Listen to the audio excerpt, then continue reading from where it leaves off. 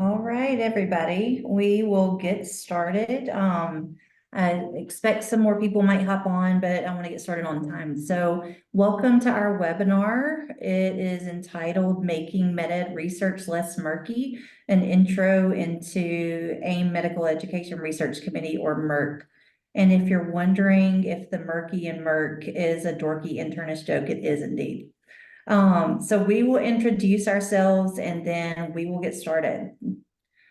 So I am Hayes Baker. I work in the Brown Medical System at the VA. I'm the AAIM residency site director and the chief hospitalist here. And I also have the privilege of chairing the MERC committee. And hi, good afternoon. My name is Amalia Landa Galindez, and I'm currently serving as the vice chair. My background includes years of clinical practice outside of academic medicine and 15 years at FIU College of Medicine as clerkship director and chief of medicine. I really enjoy medical education research. It's very fulfilling and allows great collaborations.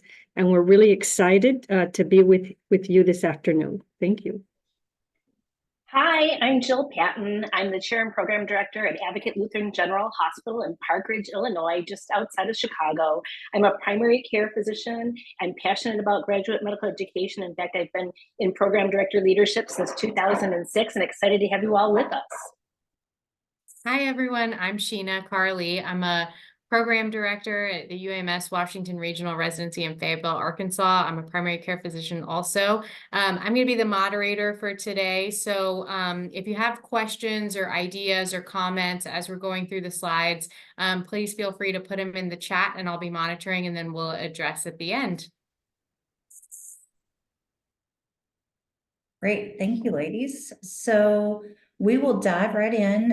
Welcome again. As all of us said, I know you guys are very busy medical educators, so we'll try to make your time valuable. So what we're going to talk about today is the overview of our committee and what we can offer you guys. So if you would have told me 10 years ago when I was fresh out of residency that I would be the chair of a committee that had the word research in the title, I would have probably laughed at you. Because at that time in my career, I had a very narrow definition in my head of what a medical education researcher was. So when I thought about research, I thought about primarily my best friend from medical school, who's a pediatric surgeon. So she was pretty much doing research in the crib, right? She presented internationally in medical school. She spent 3 years in her training doing only research, and my whole IM residency was 3 years long. And she still does a ton of research today, and it's a big part of her career. And then I thought about my colleagues in residency who did a lot of meaningful research to get into fellowships. They were well published and they did a lot of work. What I didn't think so much about was my senior project in residency, which was about discharge summaries and how they impacted post hospitalization care. And I presented it at a conference after residency, but didn't really consider that to be research. So you can imagine when I took my first job at a small community program in rural Mississippi and was immediately put in charge of all resident research that I was a little bit overwhelmed. I'd come from a large academic medical center, and I think the assumption was that I was automatically good at research because I came from a large academic medical center, and nothing could have been further from the truth. So why am I telling you guys all of this? Well, over the past decade, since I've been practicing and doing medical education, I've come to realize that my initial kind of view of research has changed a lot. I used to think that being a medical educator, which is my life's passion, it's what I love to do, and doing research were almost mutually exclusive. I knew people did it, but I didn't think that person would ever be me. And what I've come to realize with time is that research is so important in medical education, but it can look a lot of different ways. It can look like my residents at that small community program in rural Mississippi doing a CHF readmission project and then presenting it later. It can look like that grant that you've worked so hard on getting funding for that gap in your program and then studying that. It can look like the curriculum you've built and you're going to present at AIM Week in a couple of weeks. So no matter where you are, if you're in a community program, if you're in a large academic program, we're here to meet you where you are and help meet your educational needs. And we're going to tell you now how we're going to do that. So what we're going to talk about today, we're going to review the mission of MERC. I want to help you guys understand how we can help you do med-ed research better. We'll talk about what we have to offer you guys in a couple of weeks at AIM Week. And then we'll go into our education domains and how we use those in our consultation process. And we'll walk you guys through how to do that consultation process. We've built in plenty of time for Q&A. So as Sheena said, please drop your questions in the chat throughout the talk. We'll get to all of them. All right, so what we do as a committee, we are charged with developing and facilitating resources and tools that support you guys as the AIM membership in doing your med-ed research. And I'll tell you, this charge has changed over time. MERC is a newly reinvigorated committee. It came back online right around the time the pandemic started.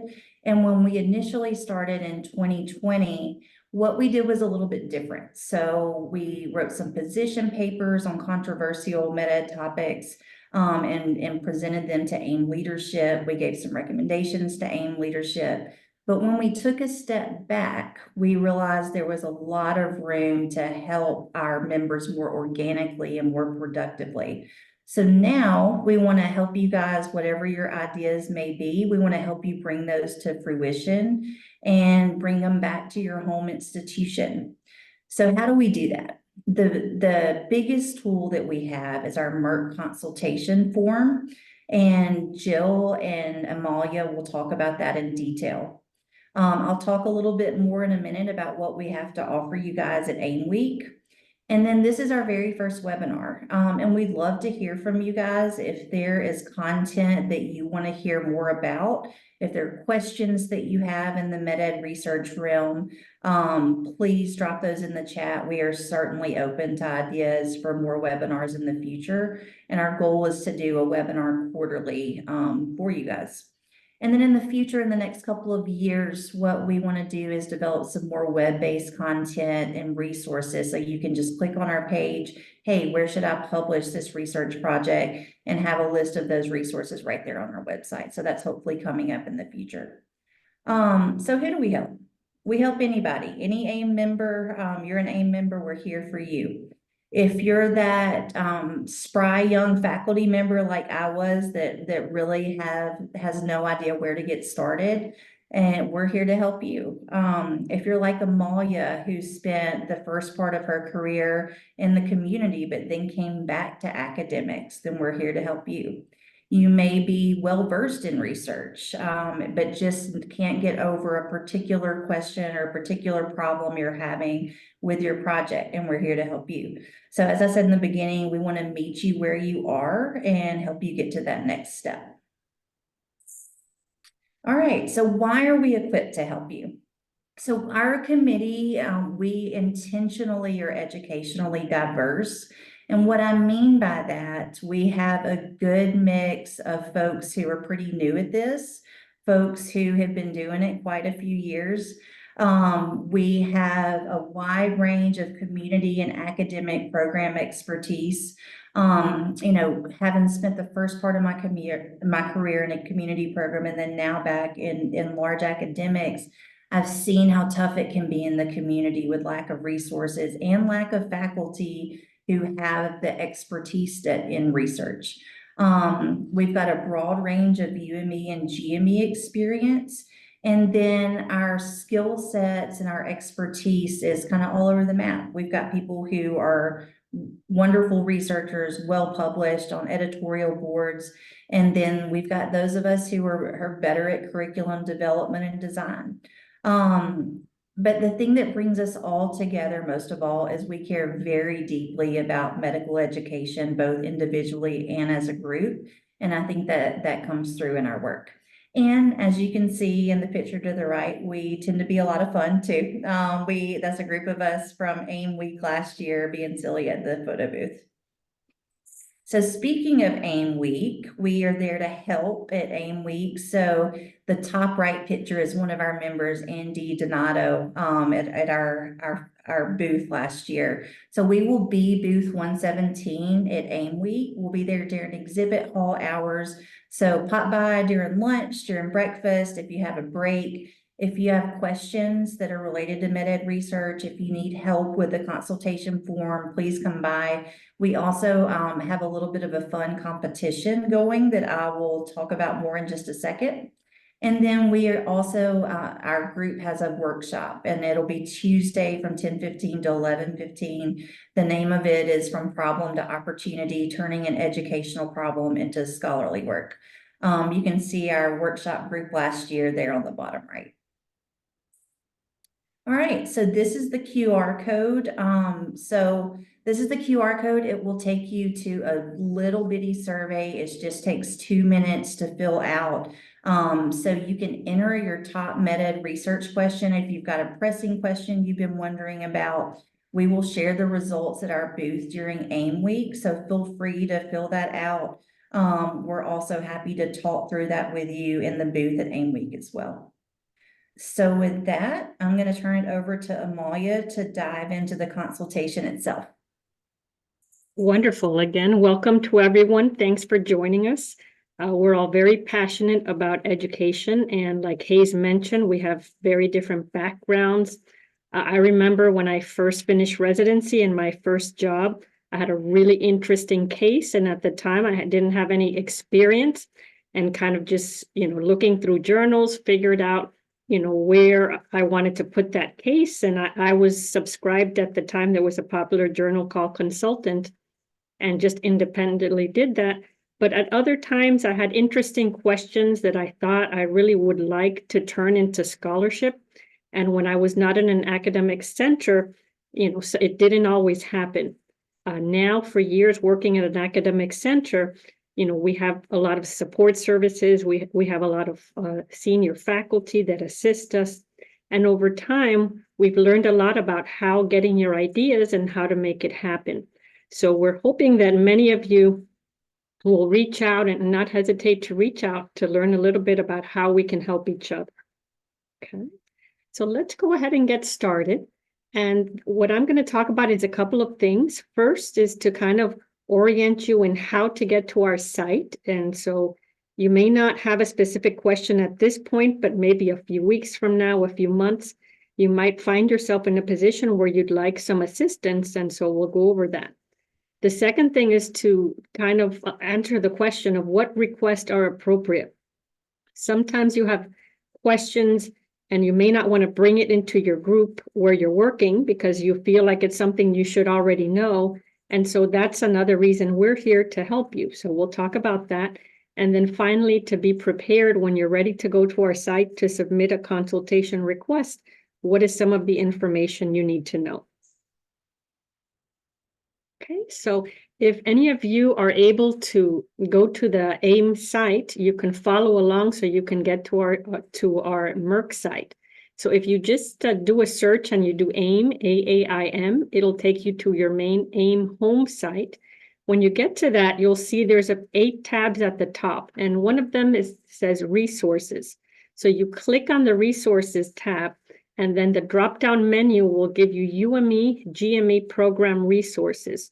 So you click on that tab, and then that'll take you to another page, and you'll see 6 large boxes with different titles. They include application, curriculum, research, etc. So if you click on the one that says research, and you see at the bottom, there's a selection that says Medical Education Research Committee Consultation. So when you click on that tab, it'll take you to our home page, which we have on the next slide. So you can see what that looks like. Okay, so this is what it looks like. And then it gives you a little bit of a background about who we are, what is MERC, just like Hayes talked about earlier, that we're here in assisting and developing and facilitating resources. It talks about some of the ways that we can assist you, which we'll talk about a little bit more. But right here where it says intake form, that's where you click. And then when you click on that, it'll take you right to the form, okay? And so when you get to the form, you'll see a list of questions, and we'll walk through that in a minute so that you have all the information ready when you're getting ready to submit your query. Next slide. Okay, so let's say you have a question and you're not sure if it's an appropriate request. These are some of the examples of what we can help you with. Perhaps you would like clarification on how to get started. Okay, one of the important things in medical education research, it's different from basic science research or from large clinical trials. Sometimes there's things you're doing in your program, whether you're a residency program director, a chief resident, a clerkship director, or on the team. So there might be an educational change that you've done, and you want to then see how you can change that into something scholarly so that you can report your findings to others and communicate findings. So you may need assistance clarifying your questions or goals. You may have a study that you want to implement or changes in your institution. For example, we had one request where the individual thought they had this wonderful idea, and when they spun it out to their faculty, it wasn't as well received as they thought it would be. And then in sharing with us, we were able to kind of look at that, and based on our experience with our faculty and our backgrounds, we could give some feedback on, it could be something very simple, but something to really get your audience. And sometimes it's a matter of how to word something or how to direct something. But, the fact that there's different individuals with different backgrounds, we're here to help each other. Sometimes you need assistance with, you've got results. So you've done a study, you have some results, and you're not really sure how that impacts or how to organize your data. That's something we can help you with. It can be something simple like determining what might be the best journal to publish your findings, or how to understand impact factors of journals. You might have ethical concerns. Perhaps you have something you'd like to do and you're not sure if it's a good study, if it might not be well received. So those are some of the sample things we can help you with. Guidance on literature searches, or perhaps just identifying who might be a type of subspecialist that can help you. As Hayes mentioned, we're here to help a variety of educators, whether you're brand new, just out of residency, whether you were like me, that you were for years in clinical settings and now you've come into academics and you're tasked with really having productivity and you have to turn what you're doing into scholarship. We're here to help you. But again, sometimes seasoned educators also need assistance. So we are here to help.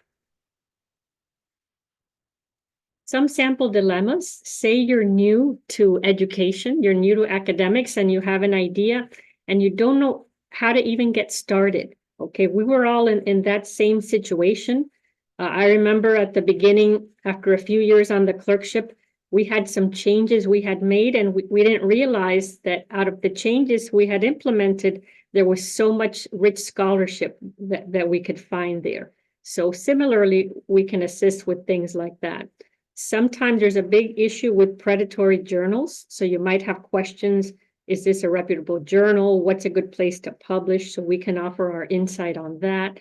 Impact factors. Say you have a study and you're not sure how strong it is, maybe guidance on what type of impact factors to consider. Another important thing is for senior faculty. And this is an area that's important. Sometimes people assume as a senior faculty member that you have all the answers, that you're really experienced in research, and you're always helping others. You're helping junior faculty, you're guiding medical students, you're orienting residents, but then you might have a question and you don't see who can assist you. So that's also a great place that we can help, just by bouncing ideas and working together. So the whole point is to have like a research community of medical educators. And that's why we're here and we're excited to meet everyone. So once you go to the site and you're ready to submit your request, of course, you need to have your primary contact, list your role within AAIM, and that would be helpful for us. One thing that you do want to have is to know what domain or classification your question will pertain to. That's important because among the committee members, we've kind of divided our areas into who has strength in each area. So if it's a question related to curriculum development, faculty development, specific topics, we can select the group to best assist you. Also important to know about your study. Why did you start your investigation? What are your goals? Why do you need our help? What do you specifically need assistance with? So these are all things that are important so that we can best serve you with our responses. Also important that you give us a deadline. Sometimes you have a thought and you don't really have a deadline, but other times you have something that you want to submit right away. So let us know to make sure that we can work with you in a timely manner. Okay, and then just to review the domains, when you're selecting where it falls, just some examples, questions that you may have related to preclinical education curriculum changes that you might have made in a course, developing or implementing a new curriculum, that would fall under educational design and curricular development. Say it's a question related to assessments, new ways of eliciting faculty feedback, that would be under the domain of evaluation, assessment, and feedback. An important topic now with development of residency programs is coaching, the difference between mentoring, coaching, professionalism. Those all fall under faculty development. Specific topics of such importance today, health equity, disparity, DEI, questions related to social determinants of health. We've had so much rich scholarship related to COVID-19. Now we're facing issues with vaccine hesitancy that many of us are seeing as clinicians. So if it's related to that, there's a tab related to specific topics. And finally, if it's just questions of where do I publish, selection of journals, types of scholarship, that would be scholarly activity. And then there's 2 tabs related to specific topics in graduate medical education or in undergraduate medical education. Okay, then I'm going to pass it over to Jill, who's going to share some of our past experiences. Thank you. Yeah, so I'm going to show you an example of a form that was submitted for consultation. Next slide. So this was actually submitted by a chief resident, and the chief resident was involved in a long COVID recovery clinic that had interdisciplinary factors, and they actually submitted it as COVID and QI because they were looking at resource tools that they could implement with patients in long COVID clinics to see which were the most valuable. So then this was submitted to the committee members that had expertise around quality improvement and COVID in particular. Next slide. And so basically, they after they complete this form, it'll go out to those committee members, and we have a 4-week turnaround, and then the individual will get an email from us giving our responses. So this was a response that went out, and basically the individuals who reviewed this project realized that it was a very rich project, and it could actually be separated into more than one scholarly activity. One could be the QI piece, the other could be a retrospective trial. And then in addition to that, they wanted information about how to manage the data and display data and where to publish. So then there were actually journals given to them where we thought that they would have a good impact factor to take this type of scholarly work. So then this will go out to that individual, and then there's an opportunity to have an additional phone call or Zoom meeting with committee members to answer any questions or any concerns that they have about the information they received in the email, or sometimes it's just an email back and forth exchange. So I think people find it very helpful. So one of the things I'd like to say about the committee is it's really a lot of fun. You get to meet people who are like-minded, interested in graduate medical education across the country, and make great friends. I'm going to be coming off the committee in June, so there's going to be open openings for committee members. So please, if you're interested in developing your own, scholarly activity and your, expertise in research, consider joining the committee. And also, I want to put a plug in for AIM Academic Week, which is going to have pre-courses starting April 14th, and then the conference starts the 15th through the 17th. And then you can come find us in the booth with all your questions inside the exhibit hall. So look forward to meeting you all in person. So now we're going to go on to Sheena for questions.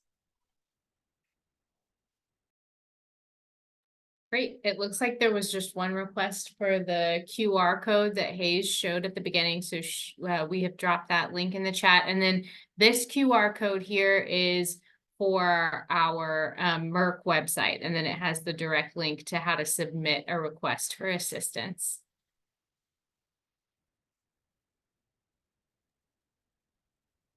Perfect.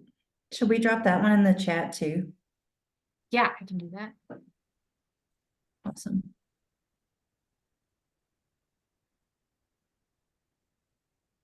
And we invite you, now that we have the open forum, don't hesitate to ask us questions, anything that you may want to know about MERC or how we can help you.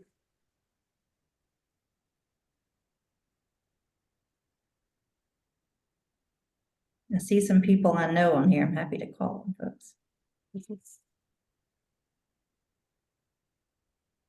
Any questions, guys? Any ideas for future webinars? Things that you think would help your home institution? Hi, everybody. Omar from Luminous Health, the Anne Medical Center. I'm a chief resident here, internal medicine residency program. So this is I'm happy to be here. This is the first time I'm been a webinar and getting to know about MERC. I got information about MERC, so the rationale for joining it was to join it and see what is there. And so after that, I have a good understanding that what does this committee do, and I will be joining in the future as well, and will bringing up some ideas if I have any. But right now, I don't have any question, but it was great here getting to know what do you guys do here. Thank you. Thank you. Thank you, Omar. You know, last year at our booth, we had a few chief residents, and I know that's a task to make sure that you enhance scholarship in your program.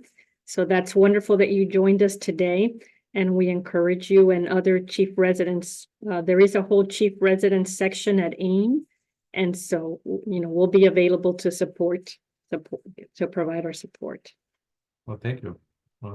And the other aspect I would like to mention, which applies to me as well as a junior faculty, and bringing up new ideas, especially in medical education. How can we produce more, and how can we improve there? So I would say great work. Thank you.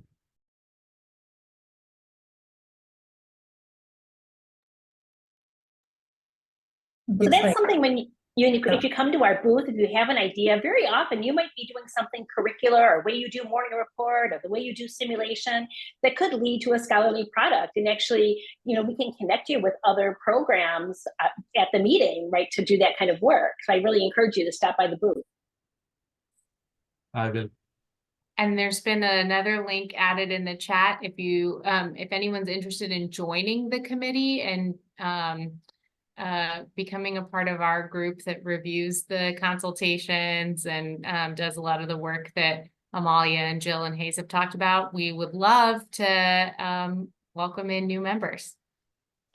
Well, we probably should say a little bit about how much time the committee takes. Yeah.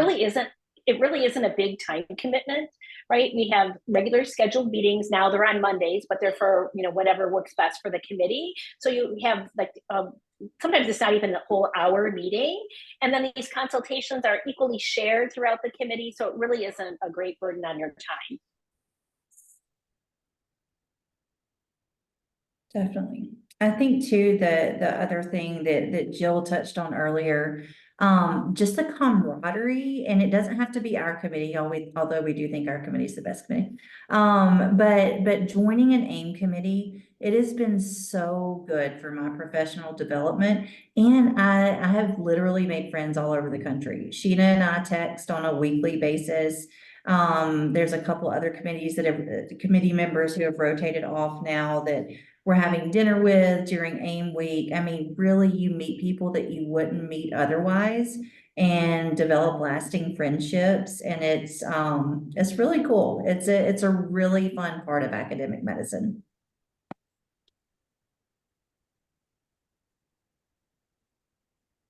Sheila said we get a ton of volunteer applications for MERC, so make no promises. There's a That's question in the chat about expected time frame for turnaround. If there's a time sensitive request, what can somebody expect for a turnaround time? Yeah. So our Yeah, go ahead. Go ahead, Jill. I was gonna say our turnaround time is 4 weeks, but that's why we ask for what your deadline is. So if it is something that needs to be really expedited, we'll try our best to do that.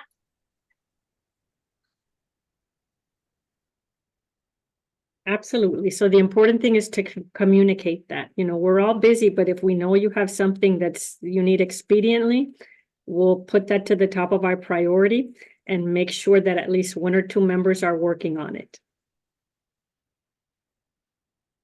Usually we try to get 3 or 4 people working on each request, but if it's something immediate or time sensitive, right away we try to get about 2 individuals to work on it, summarize it for the committee, and then to make sure we select who's best equipped to handle that request.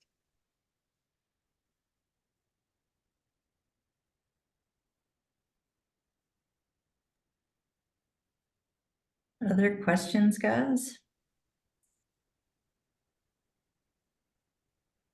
Can you guys share? I know there's a few of you and we're very excited. Maybe in the chat, you can just tell us a little bit about your background. Are you an undergraduate, medical education, residency, graduate education? Just so we learn a little bit about you.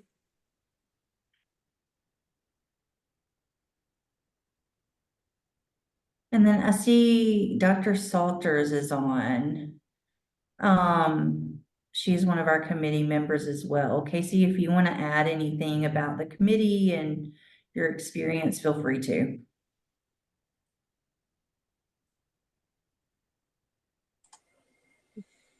Thanks for calling me out, Hayes. Sorry. Hi, everybody. I'm Casey Salters. I'm one of the MERC committee members. Like Hayes said, I had been in a university setting for approximately 6 years, and then now am a program director at a community-based university affiliated hospital. I'm now going on 2 years. So I personally have a lot of interest in curriculum development, and particularly in the UME to GME transition for international medical grads. I really enjoy being in this committee, and also feel that it's very important for us in the community setting as well, who I think, as Amalia was referencing, may not have access to some resources that you may have more in a university setting. Although, again, this committee is for everyone and the resources that we provide. So thankful to see so many people logging on today, and happy to work with you all in the future.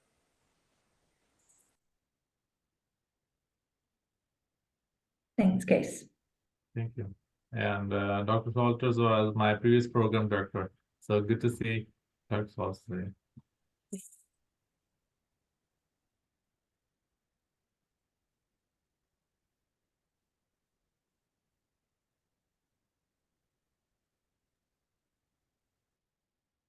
I think, should we? And maybe it's up to you, that committee or team, slides. Yeah, will you be able to share the slides if you guys are okay? Some great ideas there. If you're not able to share, that's fine as well. Yeah, Sheila, can we, are we able to send our slides out to the folks who signed up for the webinar? Is that feasible? Yes, but what I usually do is I post them along with the webinar recording so that Oh, everybody. that's right. So we can access from there. those should be available no later than this weekend. Thank you, everyone. I really, one of my top interests was Amelia mentioned a big category of medical education and nicely breaking down. So I was thinking that's very relevant to us, and we can think on ideas there and go from there. My other question would be, since we have a time here, as a junior faculty, and the question is to the committee chairs or the leader of the webinars today, if first of all is, I think bigger thing is getting a new idea or getting your topic. What is your research topic? And what would your approach would be? How do we, a lot of work already done, but how to look for a new good topic in medical education? And then once we have the topic, how should we proceed further? And this is my question as a junior faculty. Should we talk in the seniors in the faculty in the program, or to this committee, or things like that? What would be your approach? Yeah, I mean, I think a lot of good questions come from your own experiences and identifying maybe gaps that you've addressed in your training program. And then, relying on your librarians, if you have that resource, to help you do a literature search to see what else is out there. And also, if there is research in that area already that's been published, what kind of journals were interested in this topic, and maybe you could provide updates or innovations in a different type of academic setting if it's been done a lot in a large academic center, and now you're applying some of those principles to a more resource limited community program, and how you did it, things like that. I would love to also put a plug for the workshop that Hayes referenced. So that's exactly what we're going to talk about in the workshop at AAIM, is of all the places where problems arise within a program, how do you choose what problem is one that you can define well and set up to turn into a scholarly opportunity? So more to come. Thank you. Yeah, just a comment that really anything can be turned into scholarship, because if there's already scholarship out there, of course, the first thing you have to do is a search to see what's been published. But even something that's been around for a long time, you could compare what was done in the past to what are you doing now, if you made changes in your institution. So it doesn't have to be something brand new. It could be something that's been established, but maybe you're doing it a little bit differently. Okay, but it's always good to check with your senior faculty or your team that you're working with to see if they think anything is new or hasn't been done. But if you don't have that support, you could definitely reach out to us. It's also great to go to the national meetings. The AIM meeting is just they have so many different sessions where you can learn. Several of the sessions, they actually put you in small groups, related to different topics. And we've had members that have connected and worked on topics together for publication based on the small sessions at AIM. So really encourage you to go to the ACP, your local chapters, the national chapters, the AIM meetings, as many of the national meetings that you can go once or twice a year. That gives you a lot of background onto what are like the really important new topics. Like there's a lot of changes, the EPAs were an important topic. Now the residency program application signaling, that's another really big topic. So when you go to these conferences, you learn about what are the exciting new topics. So that's another way. Thank you. I think my only comment would be, make sure that you're studying something you're interested in and passionate about. It is really hard to put a lot of work into something that you care less about. So that would be my biggest piece of advice. Make sure you care strongly about it. And then my last piece of advice would be, I believe every scholarly work has a home to be published somewhere. So even things that I've worked on that have been rejected, this would be an opportunity to bring it to this committee to kind of see how you could rework it to get it accepted to another journal. So don't let your work go without being published. Very cool. Thank you. Great ideas. That's great advice, Jill. Sometimes it's frustrating. It can take months to get feedback on something. And then finally you get feedback, and sometimes you have to keep trying and submit various times, but eventually, you should get it somewhere. So don't give up.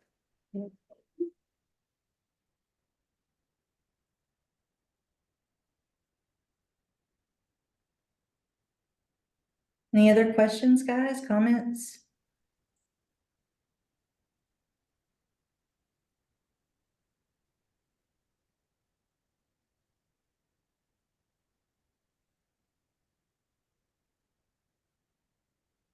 All right. Does Joanne have a question? I see that she came on screen, but you're muted. I don't know if you had a question. Can you guys hear me okay? I'm sorry, I shouldn't have opened my video. I'm traveling, so I wasn't sure if you could hear me well. Now we But can. Great. I was just curious if this committee had considered looking at some sort more kind of broad scope types of questions that could be answered by multi-center or multi-programs, multiple programs collaborating. I just think about the resident work hours that started, a little while after I trained, and we what I'm reading, suggests that I'm not sure that it's the impact that was anticipated, as an example. And I just am curious. That's just a random idea as I'm sitting here, but just wondered whether there'd be any possibility that we could collaborate with a number of organizations, whether just community or just academic. Looking at differences there with regard to teaching and learning. This would be such a wonderful opportunity for us to do something that would have a more power. More power is what I'm thinking. Yeah, I think that's a great question.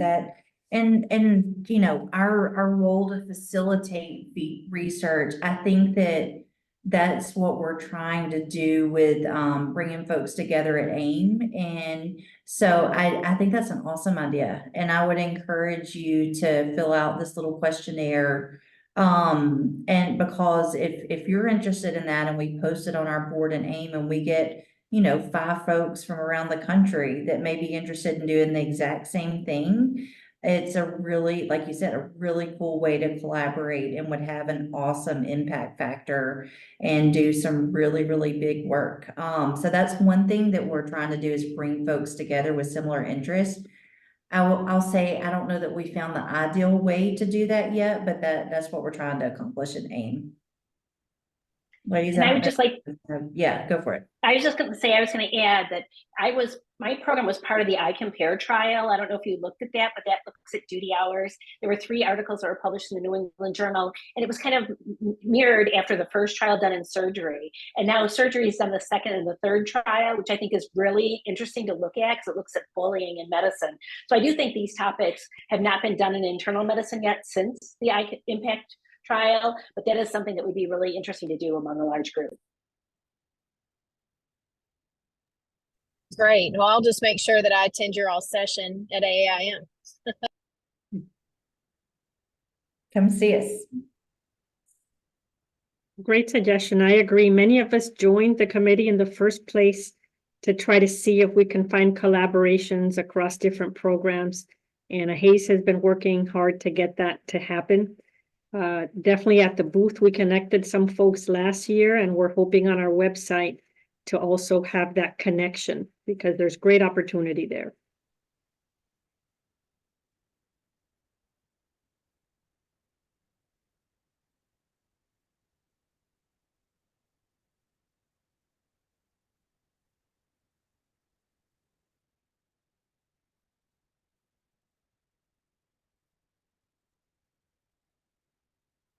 All right.